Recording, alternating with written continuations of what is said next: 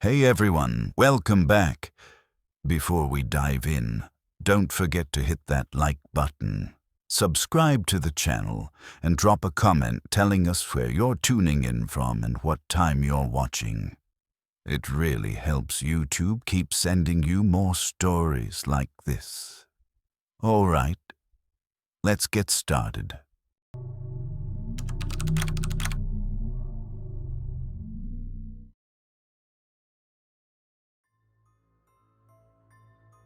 I've never been the kind of person who goes looking for trouble.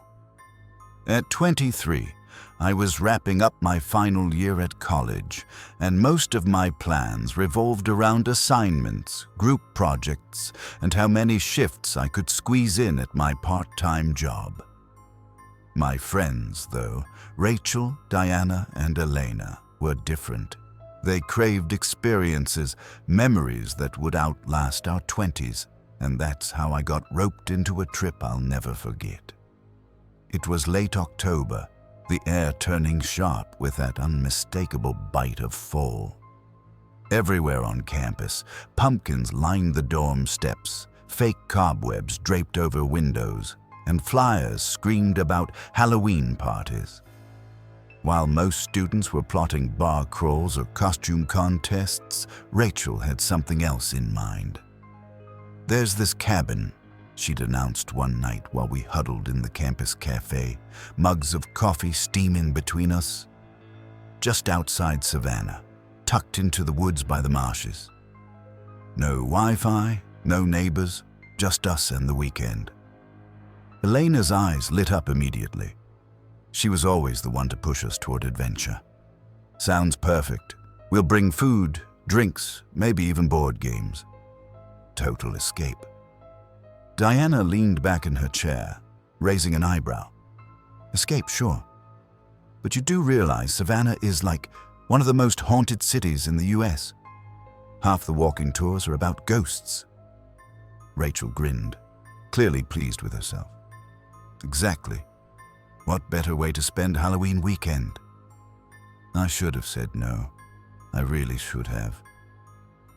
But something in the way my friends' excitement built up, stacking on top of each other's laughter and plans, made it impossible to resist. I told myself it was just a road trip, just a cabin, just another story we'd laugh about years later.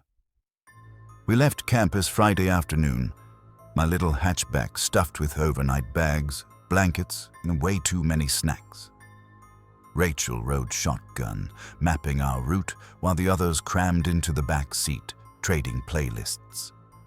As we left the city behind, the roads grew narrower, twisting through stretches of golden farmland and endless trees stripped bare by the season.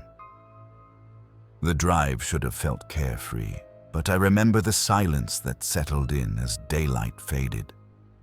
By the time the sun dipped low, the horizon was swallowed in a haze of purple and gray. Spanish moss dangled from the branches overhead, swaying in the wind like ghostly fingers. "This is atmospheric," Diana murmured from the back, pressing her forehead to the glass. Elena laughed nervously. "Atmospheric is a nice way to say creepy." Rachel leaned forward, pointing as the GPS announced another turn. "Almost there. The listing said it's about 10 minutes past a little gas station. Just keep going until the pavement runs out." The gas station appeared like something out of an old movie. Flickering neon sign, one rusted pump, and a sagging porch out front where two men sat smoking.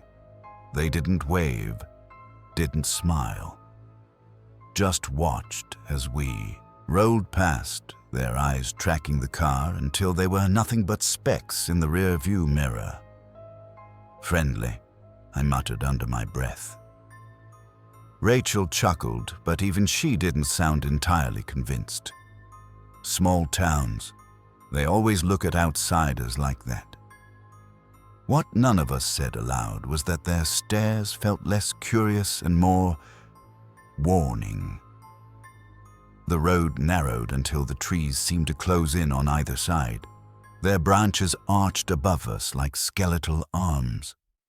My headlights cut through the gloom, bouncing off patches of mist that clung low to the ground. Finally, the pavement crumbled into dirt, and the car jolted as the tires rolled over loose gravel. "There," Rachel said, pointing ahead. A wooden sign half buried in weeds leaned crookedly by the roadside. The paint had peeled away years ago, but I could just make out the faded words, "Blackwater Trail." "That's not ominous at all," Diana muttered. We followed the trail deeper into the woods until, at last, the cabin came into view. It was larger than I expected. 2 stories with a wide porch, its wood darkened by years of rain and sun. Shutters hung slightly askew, and a rocking chair creaked lazily in the breeze, though no one was sitting in it. Elena pressed her face against the window. "Okay, that's a little too perfectly creepy." Still, when we parked and stepped out, the air was crisp. The faint scent of pine and salt water carried on the wind from the nearby marshes. For a moment, I let myself relax. Maybe this would be fine. Maybe it was just another old cabin, not a scene out of a horror movie. The inside was better than expected. Rustic, yes, but warm. A stone fireplace dominated the living room, and shelves lined with dusty books filled one wall. There was a kitchen with an ancient-looking stove, and upstairs, 2 bedrooms with creaky floors and beds piled high with quilts. "This is amazing," Rachel said, dropping her bag on the couch. "It's like stepping into another time." We unpacked, lit a fire, and cooked an easy dinner of pasta and garlic bread. Laughter slowly replaced the unease that had clung to us on the drive. By the time we settled in the living room with wine and a deck of cards, it almost felt like a normal weekend getaway. Almost. It started small, barely noticeable at first. A faint tapping noise, like something brushing against the window. Elena noticed it first. "Do you hear that?" she asked, setting down her glass. We paused, listening. The fire crackled. The wind rattled the trees outside, but underneath it all, there it was. Tap, tap, tap. Rachel shrugged. "Probably a branch. Look at all those trees out there." We let it go, but I couldn't shake the feeling that it was too steady, too deliberate, like someone drumming their fingers slowly against the glass. Later, when we finally decided to call it a night, I climbed the creaky stairs and chose the room with Elena. The quilt smelled faintly of cedar, and the old lamp on the nightstand flickered before settling into a weak glow. "Cozy," Elena said, pulling her hair into a messy bun. "Bet half the ghosts of Savannah would kill to crash here." She smirked at her own joke, but her eyes lingered on the window longer than they should have. That night I woke suddenly, though I wasn't sure why. The fire downstairs had long since died, leaving the cabin in silence. I lay still, listening. Tap, tap, tap. The sound came again, this time from the window right beside my bed. I turned my head slowly. Through the thin curtain, a shadow shifted. Not the wind, not the branches, something else. For a heartbeat, I swore I saw the faint outline of a hand pressed against the glass. When I blinked, it was gone. Morning sunlight slanted through the curtains, chasing away the shadows that had pressed against me all night. For a few minutes, I convinced myself it had been a dream. Just my imaginations twisting the tapping sound into something worse. But when I pulled the curtain aside, my stomach knotted. The glass was smeared. A faint, foggy outline of a handprint clung to the pane, pale against the morning light. Too high to be Elena's, too broad to belong to any of us. "Lena." Elena's voice croaked from the bed, still thick with sleep. "What are you doing?" I let the curtain fall back into place. "Nothing. Just checking the weather." I didn't tell her. Not yet. Downstairs, Rachel was already cooking breakfast, clattering pans like she was trying to scare away the silence. "Who's up for eggs and toast?" she called. Diana yawned and flopped onto the couch. "Only if you make the coffee strong enough to resurrect the dead." I sat down at the table, trying to shake the unease. The smell of frying butter filled the air, and for a while, things felt normal again. We ate, we laughed, and we made plans for the day. Hiking the marsh trail, maybe checking out the tiny town nearby. But the cabin had other plans. It started when Elena went to grab her jacket from the front porch. Guys." Her voice wavered. We joined her, and my breath caught. Across the porch railing, carved deep into the wood, were 5 parallel scratches. Long, jagged, and fresh. Rachel ran her fingers an inch above the grooves, not daring to touch. "Raccoon," she suggested weakly. "Not unless Raccoon started carrying knives," Diana muttered. The unease thickened, but none of us wanted to admit how bad it felt. So we shoved it aside, grabbed our backpacks, and set off down the Blackwater Trail.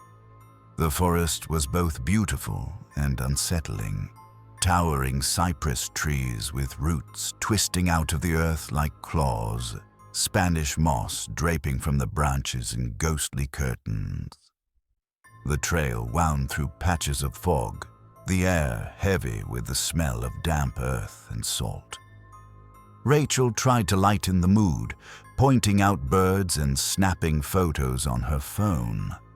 Diana, ever the skeptic, told jokes about the haunted Airbnb package. Elena stuck close to me, unusually quiet. Halfway down the trail, we came across something that stopped us cold. In the middle of the path lay a small pile of stones, stacked carefully into a crooked little tower.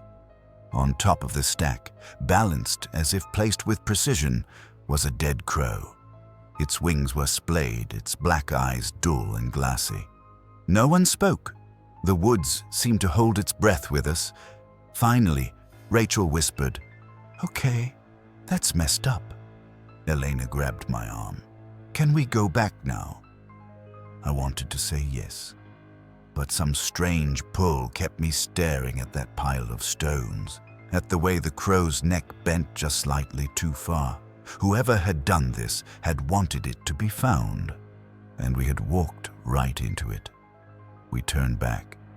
The trail seemed longer on the return, the trees pressing closer. At one point, I could have sworn I heard footsteps behind us, crunching in rhythm with ours. But when I spun around, the path was empty. By the time we reached the cabin, the sun was already sinking behind the trees. The air had turned cold, and the windows reflected the forest like black mirrors. Inside, everything was as we'd left it, except for one thing. The rocking chair on the porch. It was moving, slow, steady, back and forth, back and forth. And this time, there was no wind. Rachel was the first to see it. She froze at the doorway, one hand clutching the frame, her eyes locked on the rocking chair. "It's just the wind," she whispered, though her voice betrayed her. "There isn't any wind," I said. My throat felt dry, like I'd swallowed dust. The chair kept moving, slow and steady, as if someone invisible sat there, enjoying the rhythm. Diana stepped onto the porch, her boots creaking against the boards. She crouched low, peering beneath the chair, then around it. Nothing. Still moving. "Okay," she said quickly, backing up. "I vote we all go inside, lock every door, and stop pretending this is fine." Nobody argued.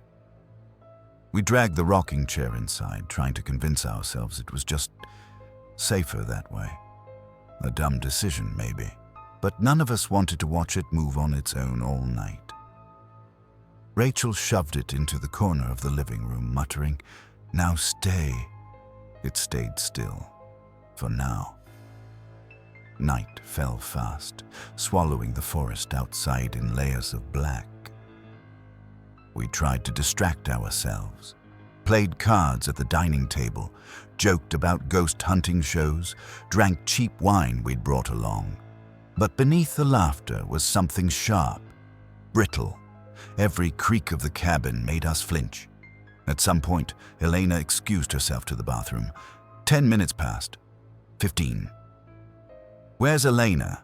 Rachel asked, glancing around. I stood. She should have been back by now. The bathroom door was closed. I knocked lightly. "Elena, you okay?" Silence. I pressed my ear against the wood. That's when I heard it. Whispering, low, frantic, like a voice hissing through clenched teeth. "Elena!" My voice cracked. The whispering stopped. The handle turned slowly. Elena stood there, pale as paper, her eyes wide. "What happened?" Diana asked. Elena shook her head, trembling. I don't know.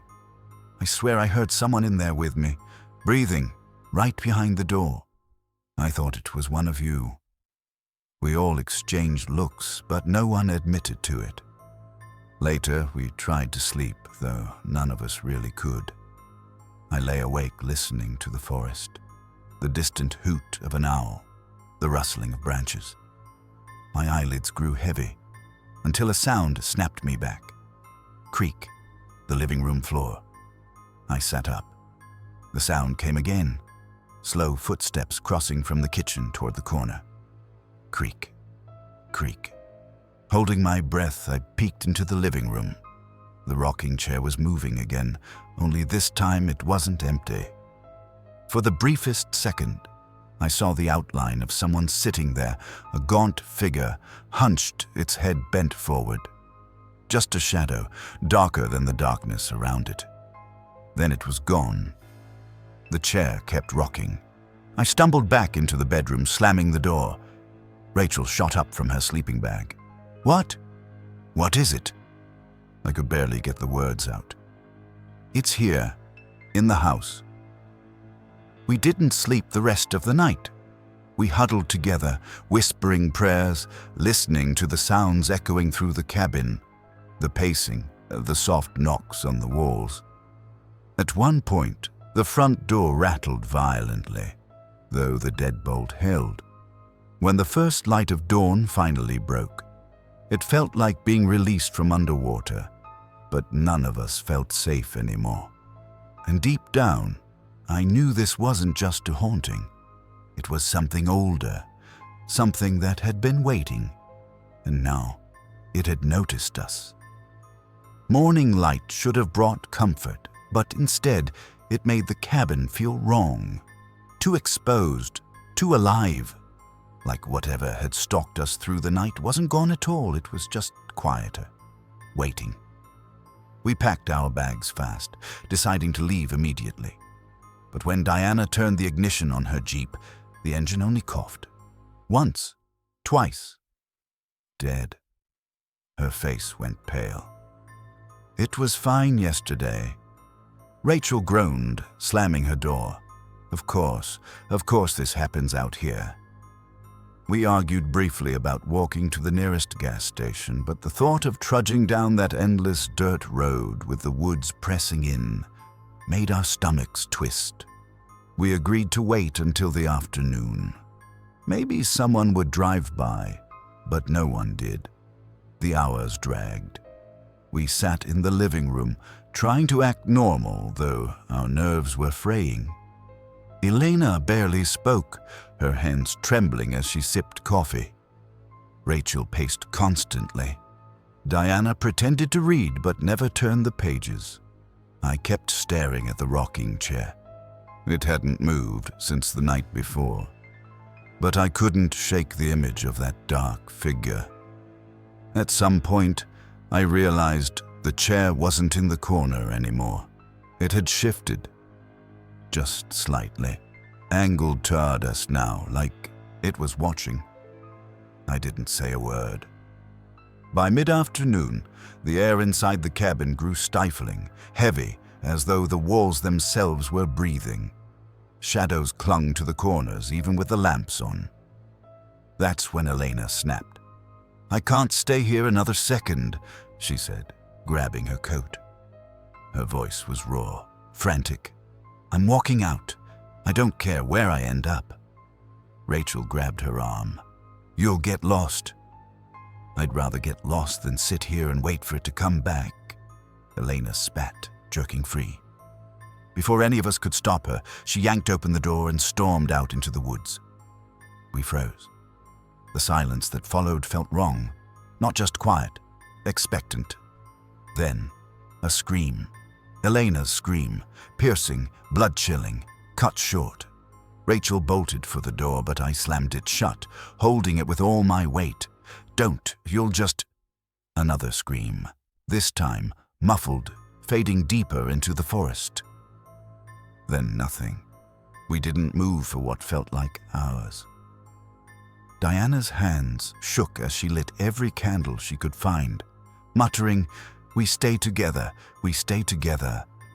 Rachel cried quietly, whispering Elena's name under her breath. I tried not to listen to the sounds outside. The crunch of footsteps circling the cabin, the scrape along the siding, like nails dragging wood. As night fell again, we realized something horrifying. Elena's screams hadn't come from far away. They'd come from just beyond the tree line, like something wanted us to hear.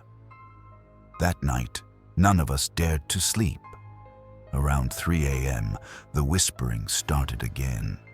This time, louder, weaving through the walls like it was inside the wood itself. A dozen voices speaking all at once, overlapping until words bled into noise. Rachel clamped her hands over her ears. Diana shouted for it to stop. And then, in the middle of the chaos, one voice cut through clear. It was Elena's. "Help me." We stared at one another, paralyzed. The voice came again, closer this time. "Please, it's so dark." Rachel broke first, running to the door. She fumbled with the locks, crying, "It's her! We can't leave her out there." But when she flung the door open, there was no one. Only the woods. Only the dark. And somewhere, deep in that blackness, a laugh. Low, mocking. Like something was enjoying the game. Rachel wouldn't let me close the door. She stood frozen in the doorway, staring out at the trees as if Elena might suddenly step into the light. But the woods just stared back, vast and black and endless. "Rachel, shut it," I whispered harshly. "That's not her." She turned, eyes glassy with tears. "You don't know that. What if it is? What if she's—" Then the rocking chair inside the cabin creaked. Once, twice, slow, deliberate. We spun around. The chair was moving on its own, forward and back, groaning against the floorboards. And in it, something sat. Its shape wasn't solid, more like a shadow stuffed into skin. A tall, slouched figure, head bent, hands dangling too long over the arms of the chair. Where its face should have been was only a void, darker than the dark around it. Rachel screamed. Diana dropped the candle, plunging the room into near-total blackness. The figure rose. We bolted for the stairs, but the moment my foot hit the first step, the entire cabin seemed to shudder, boards groaning like the house itself wanted to trap us. The front door slammed shut with a deafening bang. Rachel clawed at it, sobbing, "It won't open! It won't open!" The shadow advanced, slow but relentless. Its steps weren't even steps. They were slides, like it didn't need to touch the ground. Whispers filled the room again, louder, overlapping, building into a deafening roar until words began to form inside my head. Stay, belong, forever. I grabbed Diana's arm. Upstairs, now! We fled into the second floor, slamming ourselves into the bedroom at the end of the hall. I shoved the dresser against the door, my heart hammering like it would rip out of my chest. For a moment, silence. Then, knocks. Soft, patient, rhythmic. Knock. Pause. Knock. Rachel curled into the corner, hands over her mouth. Diana clutched a broken lamp like a weapon, even though we both knew it wouldn't matter. The knocks stopped. I dared to hope until the whisper came, right against my ear. "Lena." I spun. Nothing. Just the window, rattling faintly. The glass fogged, as though someone was breathing on it from the outside. Then, slowly, a handprint pressed against the pane. Long fingers.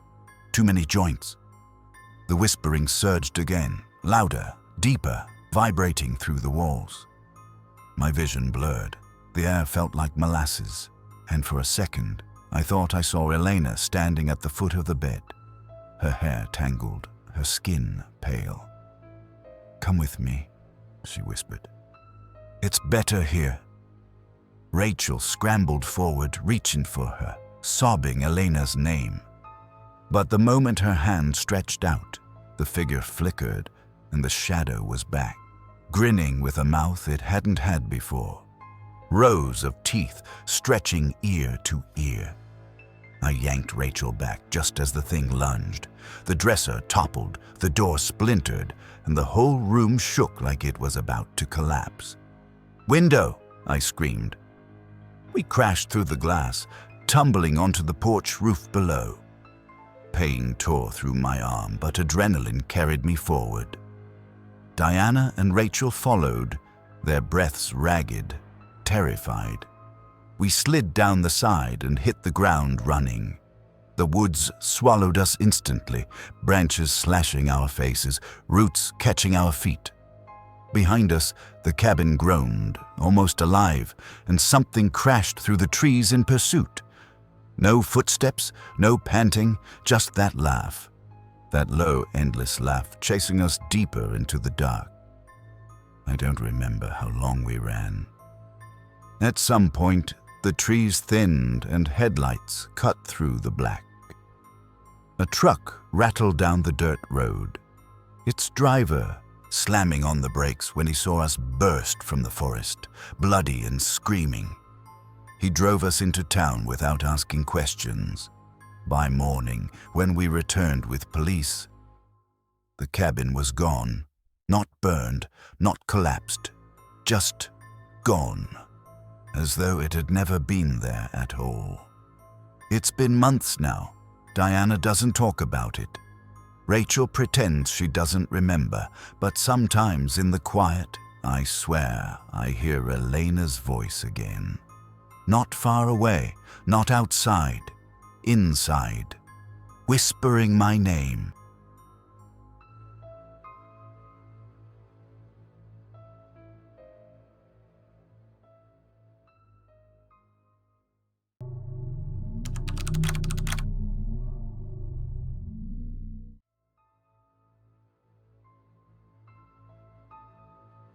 The summer of 2022 was supposed to be unforgettable, but for reasons I never imagined. I'd just turned 23, finally wrapping up my senior year of college. With graduation behind me and adulthood looming closer than ever, I wanted one last adventure before life swallowed me whole. So when my three best friends, Emily, Sophie, and Chloe, suggested a week-long getaway at a remote mountain resort in Colorado, I didn't hesitate. Ashwood Pines Lodge was tucked deep into the Rockies, far from the crowded tourist town. Emily had found it online while scrolling through late-night vacation rentals, a sprawling lodge surrounded by towering pines, winding trails, and silence so heavy you could almost hear it pressing in. "It's perfect," Emily had said, practically glowing through the phone. No neighbors, no noise, just us in the woods. Think about the bonfires, the late-night talks, the wine. Come on, Maya, you know you want this. And she was right, I did. We packed up Chloe's SUV with enough food, snacks, and alcohol to last a small army and started the drive from Denver. The deeper we went into the mountains, the more the world seemed to fall away. Cell service flickered out until it was gone completely, replaced by twisting roads that disappeared into dense woods. The last sign of civilization was a lone gas station with a faded ice-cold beer sign buzzing faintly in the afternoon heat. By the time we reached the resort, the sun was hanging low, staining the sky with streaks of orange and crimson. The lodge itself was beautiful. Massive timber beams, wide stone chimneys, and a balcony that looked straight into the forest. But there was something else too. Something in the way the pines leaned close, as though they were watching. Tell me this doesn't look like a horror movie, Chloe joked as she dragged her suitcase across the gravel driveway. Her blonde ponytail bounced with every step, her grin mischievous. Exactly why I love it, Sophie added, always the thrill seeker of our group. She had a half smirk on her face as she tilted her head toward the tree line. Isn't it great? Just imagine, no one around for miles. Yeah, no one to hear us scream, I muttered under my breath, half joking, half not. Inside, the lodge was cozy, almost too cozy. Wooden beams stretched overhead, the faint smell of pine and dust clinging to every surface. There were 4 bedrooms upstairs, each with heavy oak doors and windows that opened to the endless dark of the forest.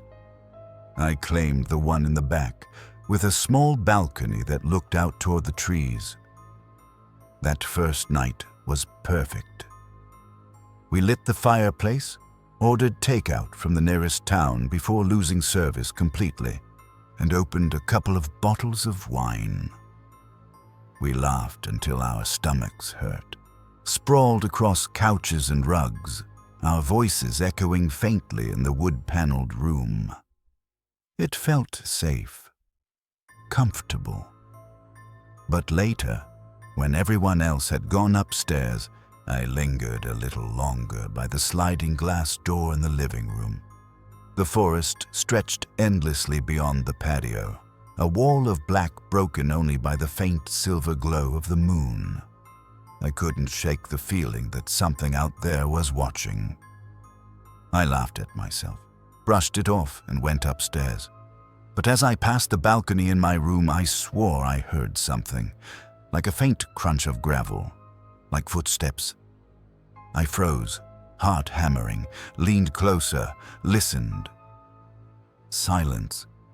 Maybe it was just an animal, a deer, a fox, something harmless. But even as I crawled into bed, I couldn't shake the feeling that the woods weren't empty at all. The next morning, sunlight poured through the cabin windows, chasing away the unease I'd felt the night before. From my balcony, the forest looked almost peaceful, the sunlight breaking through the pines, the air crisp with the scent of pine needles and earth. It was hard to believe I'd been spooked by a simple noise. Emily was already in the kitchen when I came downstairs, brewing coffee and humming softly to herself. "Sleep okay?" she asked, sliding a mug toward me. "Yeah," I lied, wrapping my hands around the warm ceramic. "Just took a little while to fall asleep." "Probably the altitude," she said casually. "Gets to me too." But altitude didn't explain why I dreamt of footsteps pacing just outside my balcony. The day unfolded easily enough. We hiked one of the trails that wound through the property, laughing and taking pictures as sunlight flickered between the branches. Sophie insisted on going further than the trail markers suggested, wandering into the dense woods until Chloe practically dragged her back, muttering about bears. "Relax," Sophie teased. "We'll be fine. The only thing out here is trees." But that night, the lodge didn't feel so safe. We cooked dinner together, played music, and opened more wine. But the laughter felt thinner, like it didn't echo the same way. Maybe it was the silence pressing in, or the way the forest swallowed sound so completely that even the chirp of crickets seemed muffled. Around midnight, Sophie suggested stepping outside for air. "Come on, we'll sit on the patio for a bit. It's not like anyone's going to bother us out here." So we did. Just 4 girls wrapped in blankets, sitting under a quilt of stars. The forest loomed around us, silent and dark. It was beautiful, but after a while I noticed something strange. The woods weren't entirely quiet. Every so often, just beyond the reach of the patio light, I heard it again. A crunch, like someone stepping carefully on gravel or dry leaves. "Did you hear that?" I whispered, sitting up straighter. "Hear what?" Chloe asked, glancing over her shoulder. "That," I insisted. Another crunch, faint but deliberate. Emily frowned. "It's probably an animal. Don't freak yourself out." I tried to believe her, but when I looked toward the tree line, I thought I saw something, just for a second. A shape, a darker patch of shadow against the already black woods. But then it was gone. We went back inside, locking the door behind us. Sophie teased me for being paranoid, but even she glanced once more at the window before heading upstairs. That night, sleep didn't come easy. I tossed and turned, listening for every sound outside my balcony. At one point, I thought I heard it again, the slow crunch of footsteps. Then, faintly, a whisper of movement. I finally drifted off sometime before dawn, exhausted. The next morning, I found something that made my blood run cold. On the gravel just beyond the patio, clear as day, was a footprint. Not an animal's, not ours. A man's boot print, pressed deep into the earth, facing the cabin. I didn't say anything at first. Maybe it was just some leftover mark from the lodge staff, I told myself. Maybe one of us had stepped out without realizing. But when Emily and Sophie joined me on the patio that morning, coffee mugs in hand, they froze at the sight of it. "That's not ours," Emily said slowly, crouching down. "We all had sneakers on yesterday." Sophie squinted at the print. "Could be a ranger or maintenance guy." Chloe shook her head. "Then why would he be standing here in the middle of the night? Facing the cabin?" No one answered. We tried to brush it off as best we could, but it lingered in the back of my mind all day. Every time I looked at the tree line, I felt watched. The pines seemed to hold their breath, the silence so heavy it pressed on my chest. By afternoon, Sophie suggested we go into town for supplies. "It'll give us something to do. Plus, we're running low on snacks." Driving the winding mountain road into the small town at the base of the valley felt like a relief. People moved in and out of stores, the sound of car doors slamming and conversations spilling into the street. Normal life. But even there, I couldn't shake the feeling of eyes on me. At the gas station, when I went inside to grab bottled water, I caught a man staring. He was tall, broad-shouldered, wearing a dark baseball cap pulled low. He didn't buy anything, didn't even move, just stood near the back, watching me. When I turned fully to face him, he slipped out the side door. I told myself I was being paranoid, but when I rejoined the others, my voice trembled. "Did you guys notice that man in the gas station?" "No," Chloe said firmly, handing me a bag of chips. "You're scaring yourself again." But Sophie frowned. "Actually, I thought I saw someone by our car earlier. I figured it was nothing." We drove back in uneasy silence. That night, the mood was different. No one wanted to sit outside. We locked every door, every window. But as darkness fell and the forest wrapped around the cabin, the air grew tight, suffocating. I was brushing my teeth in the upstairs bathroom when I heard it again. Crunch. Slow, deliberate, moving around the side of the cabin. I froze, toothbrush still in my hand, my reflection staring back at me wide-eyed and pale. Then came another sound, barely audible, but unmistakable. A tap on the glass, the bathroom window. I whipped my head toward it, heart hammering. For a split second, I thought I saw something, pale skin, a sliver of a face, just beyond the glass. I stumbled back, knocking over the cup on the counter. By the time I looked again, the window was empty. When I rushed downstairs and told the others, Emily's face went tight. "Okay," she said firmly. "This isn't funny anymore. Someone's messing with us." "Maybe it's just locals screwing around," Sophie suggested, though her voice shook. Chloe's eyes darted toward the window. "Or maybe it's not." We all slept downstairs that night, huddled together in the living room with the curtains drawn. No one wanted to admit it out loud, but we all felt it. Someone out there was circling the cabin. And they were getting closer. The living room felt like a shelter and a prison at the same time. We dragged extra blankets down from upstairs, pulled the couch cushions onto the floor, and set up camp in a haphazard circle. Every creak of the cabin seemed amplified, as if the wood itself was holding its breath. None of us slept much. At some point past midnight, Emily whispered, "Hear that?" We all went still. Crunch. The sound was faint, coming from the side yard. Slow, deliberate footsteps in the gravel. Chloe's breath hitched. "It's them. They're back." We strained to listen. For a moment, silence. Then, another sound. Scratch.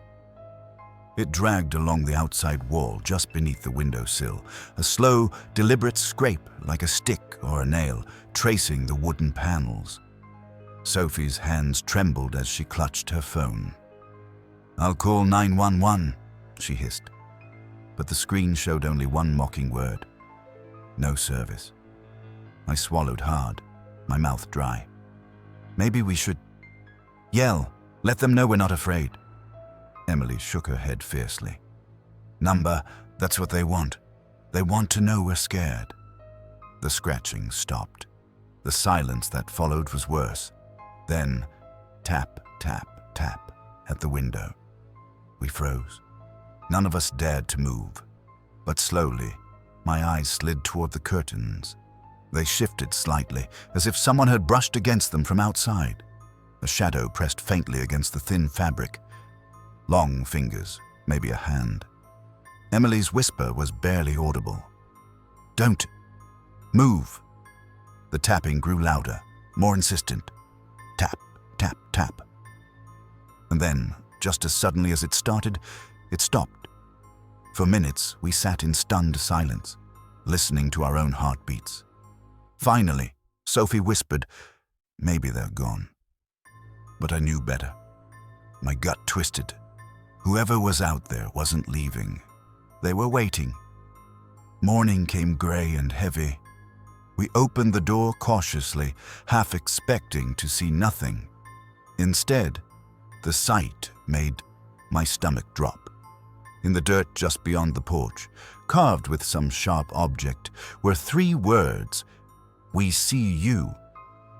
Chloe let out a choked sob, covering her mouth. "This is sick," Sophie whispered. "We need to leave, today." But when we checked the car, all 4 tires had been slashed. The jagged cuts were fresh, the rubber still curling at the edges. Trapped. Emily swore under her breath. They want us stuck here. The rest of the day stretched into a nightmare. Every time one of us moved toward the windows, the forest seemed to answer. A flicker of movement between trees, a glint of light like binoculars catching the sun. By dusk, tension had us all snapping at each other. Chloe insisted we try to hike down the road. Emily refused. That's exactly what they want. We'd be exposed. The argument ended abruptly when we heard it. The back door rattling. Someone was testing the lock. We froze, eyes locked on the narrow hallway leading to the kitchen. The knob turned once, twice, metal scraping. Then came the knock. Not gentle, not polite. A deep, deliberate pounding that echoed through the cabin. Boom, boom, boom. We didn't breathe. The pounding stopped. Then a voice, low, male, too calm. "Let me in." The voice outside was steady, almost mocking. "Let me in." None of us moved. Our fear was a living thing now, thick in the air, pressing against our lungs. The silence stretched until Sophie, shaking uncontrollably, whispered, "He knows we're in here." The doorknob rattled again, harder this time. The wood groaned. Emily grabbed the fireplace poker, her knuckles white around the iron handle.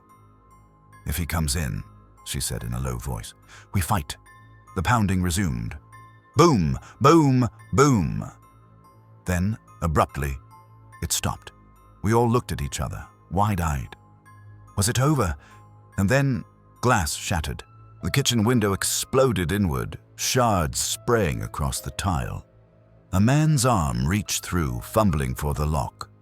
Chloe screamed. Emily rushed forward with the poker, slamming it down onto the intruder's wrist. The man howled and yanked his arm back, but the window was already ruined. "Upstairs," I yelled. "Go." We scrambled toward the staircase, hearts racing, but the sound of the back door bursting open froze me in place. The lock had given way. Heavy footsteps thundered across the floor. We bolted up the stairs, shoving furniture behind us in a desperate attempt to slow him down. My legs burned, my lungs screamed, but adrenaline kept me moving. We slammed ourselves into the master bedroom and locked the door. Sophie shoved a dresser against it, her face pale as chalk. Then, silence again. For a moment, all we heard was our own ragged breathing. Then, from the hallway, creak. The sound of boots on old wood, slow and deliberate. He was toying with us. Chloe was crying openly now. "We're going to die here." "No," Emily said firmly, though her voice wavered. She gripped the poker tighter. "Not without a fight." The footsteps stopped just outside the door. Knock, knock, knock. "Open up," the voice drawled. "I just want to talk." The door shuddered as he slammed against it. Once, twice, a third time. The wood cracked at the hinges. Then, suddenly, sirens. The sound wailed faintly at first, then grew louder, closer. The pounding on the door stopped. We held our breath. Through the window, I caught a glimpse of movement, a dark figure slipping back into the trees, vanishing into the endless green. Moments later, red and blue lights strobed against the walls of the cabin. Officers poured inside, shouting commands, sweeping room by room. When they finally reached us upstairs, Sophie broke down in relief. The police found no trace of him. No fingerprints, no clear footprints, nothing but the slashed tires and the shattered window. One officer told us it wasn't the first time guests at Ashwood Pines Lodge had reported strange happenings. "Locals say the woods aren't safe at night," he muttered. "Some folks go missing. Most don't get found. We left the cabin at dawn under police escort, our belongings abandoned. None of us looked back. But even now, months later, I can still hear it sometimes when I'm alone at night. That knock, slow, deliberate, as if he's still out there, waiting.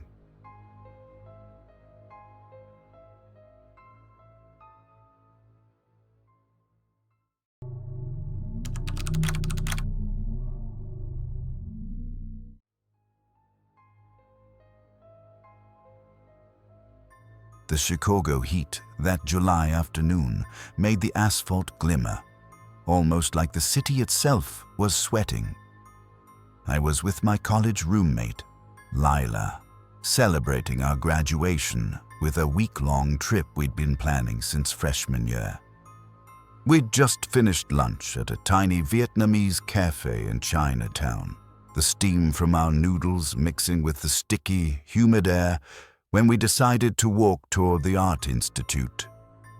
Lila had her camera out, snapping photos of everything, the red pagoda-style rooftops, the lanterns dangling above narrow streets, even the graffiti sprayed across old brick walls. We were 22, brimming with excitement, thinking we were invincible, completely unaware that within the next hour, we would be trapped in a nightmare we hadn't even imagined. I still remember the taste of my last iced coffee, sweet and cold, sliding down my throat as we strolled toward Surak and Wentworth. That's when I first noticed him. A man, around 45, wearing a Cubs jersey and khaki shorts, approached with a warm smile that reminded me uncomfortably of my Uncle Gary. He had a slight limp and carried a worn leather messenger bag over one shoulder. "Excuse me, ladies," he said, pulling out his phone. "I run free walking tours for visitors, showing the real Chicago, not just tourist traps. I've got about 40 minutes before my next group, and I hate walking alone. Would you like to see some hidden architectural gems just 3 blocks from here?" His phone displayed a page filled with hundreds of glowing reviews and smiling tourists. Lila and I exchanged a glance. We were already wandering aimlessly. So why not? He introduced himself as Mark, and as we followed, he pointed out details of each building, dates, original owners, quirky facts. So specific it felt real. He knew which alley had appeared in an 80s movie, which restaurant used to be a speakeasy, even the names of cats lounging on stoops. "Hey there, Whiskers," he called, and the cat actually came to him. Every little detail made him seem genuine. Lila filmed snippets for her vlog, and I took mental notes for my travel blog, unaware of how carefully every step we took was being calculated. We turned down a narrower street where the buildings grew older, more industrial, their facades crisscrossed with rusting fire escapes. Mark stopped in front of a brick building, ground floor windows boarded, but the upper floors decorated with ornate stonework. "This one's special," he said, fishing a key from his messenger bag. "Built in 1892 as a printing press, converted to apartments in the 50s. The owner lets me bring small groups through. We're trying to get it designated as a historical landmark." He unlocked a side door, modern metal contrasting sharply with the aged brick. Inside, sunlight filtered through dusty windows. The air smelled of old wood and a faint trace of pigeon droppings. Not exactly welcoming, but nothing screamed danger. Lila went in first, camera ready, capturing peeling paint and exposed brick. I followed, Mark behind us, still talking about history. The door clicked shut, heavier than normal. My chest tightened. Mark led us up creaking stairs. The marble he'd mentioned was there, but coated in grime decades deep. On the second floor, he opened a door to the showcase room. High ceilings, intricate tin patterns, tall warped glass windows, built-in wooden shelves, probably held thousands of books once. Lila crouched, adjusting her lens. In heaven. Mark positioned himself near the doorway, blocking our view of the exit. "Take your time," he said, warm smile still intact. "I'll notify my next group I'm running late." He typed something into his phone, and I heard a faint buzz somewhere else in the building. Then everything shifted. His friendly expression vanished, replaced by cold calculation. He pulled something from his pocket, a thick zip tie. "Here's how this goes," his voice flat. "Your friend hands over her expensive camera. You give me phones, wallets, jewelry. Then we discuss pins and passwords." Lila's face drained of color. I froze, calculating our options. My heart raced. Compliance seemed safer than resistance, but my mind screamed for escape. I slowly opened my crossbody bag, pretending to cooperate. Hidden inside, a small legal pepper spray canister rested against my keys. The problem? Mark maintained a careful distance, seasoned and deliberate. Suddenly, footsteps echoed behind us. Another figure appeared, a woman, maybe 30, wearing gym clothes and a messy bun. Latex gloves on her hands, backpack slung over her shoulder. "These two?" she asked Mark, like we were objects on a shelf. "The camera alone covers this month's rent," he said. She moved toward Lila first. I noticed Lila's phone still recording. If we survived, we'd have proof. But first, we had to live. The woman started rifling through Lila's bag while Mark's attention was divided, searching for valuables. My mind raced. I needed a distraction, anything to shift their focus. That's when I heard it. Sirens. Not just one, but multiple emergency vehicles approaching. Mark and the woman exchanged a glance, uncertainty flickering across their faces. "Fire trucks," she muttered, peering through the warped glass of a tall window. "3 of them, stopping 2 blocks over." My heart leapt.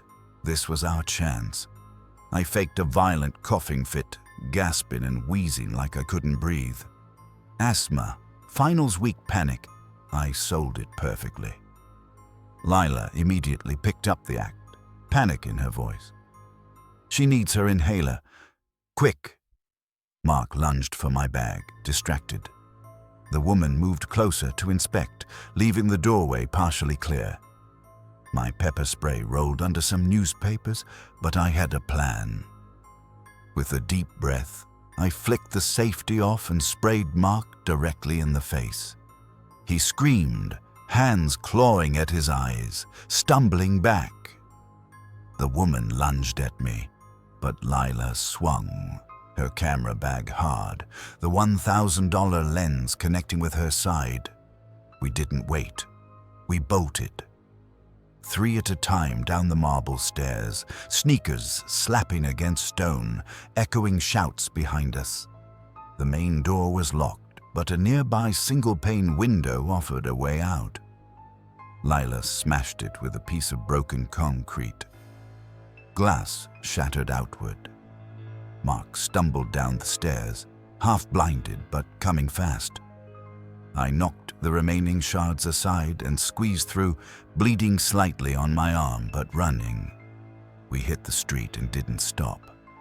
4 blocks later, a police car outside a Walgreens became our sanctuary. I'd never been so relieved to see officers. Officers called for backup as Lila showed them the video on her phone.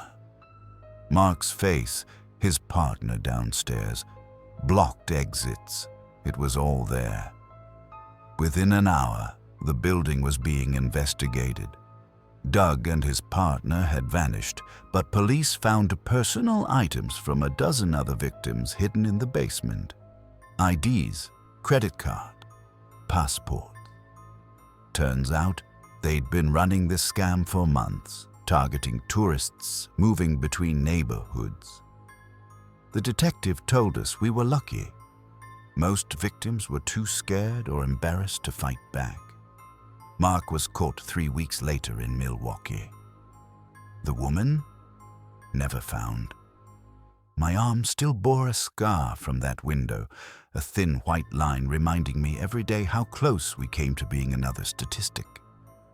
Lila and I finished our Chicago trip, sticking strictly to main tourist areas, always in groups, never trusting anyone who approached. My travel blog's first post? How to spot tourist scams. It went viral. The next few days in Chicago felt surreal. Every shadow, every passerby made my heart race. Lila and I stuck to the crowded streets of downtown, snapping photos and taking notes for our blog. But our usual excitement was replaced with a constant edge of caution. Hotels were now our safe zones. We never strayed far from the main lobbies or elevators with security cameras.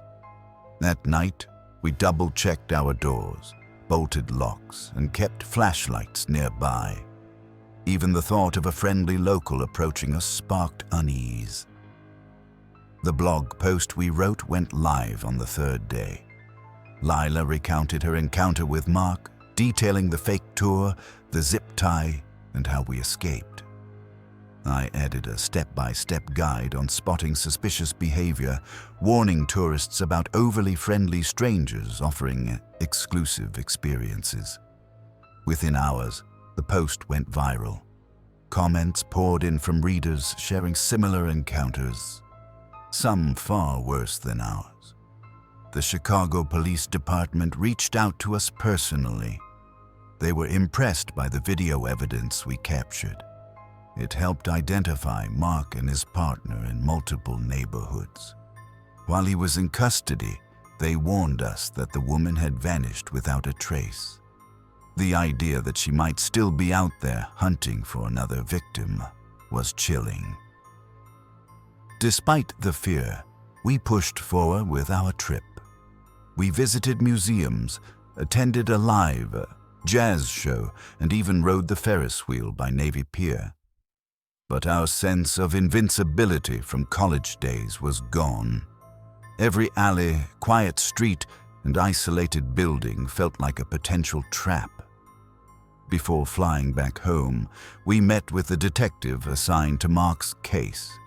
He explained the pattern, targeting solo or small groups of young tourists, building trust with legitimate-seeming social media profiles, and then isolating them in small spaces.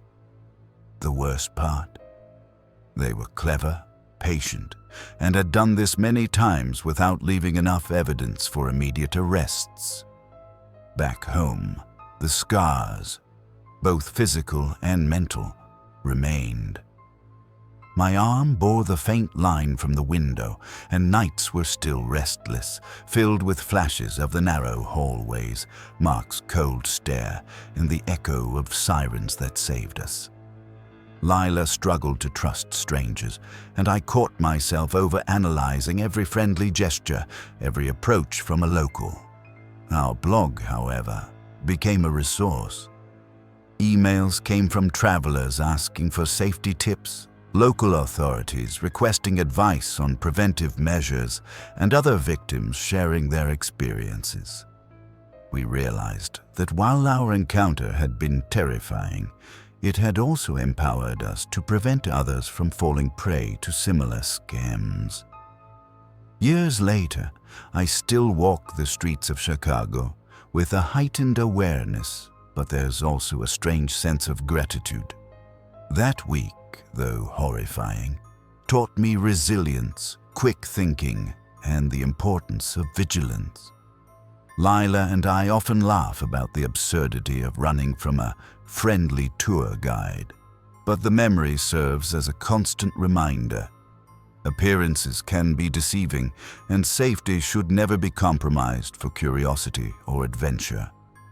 Even now, when I see a new tourist wandering the streets alone, my mind automatically scans for red flags.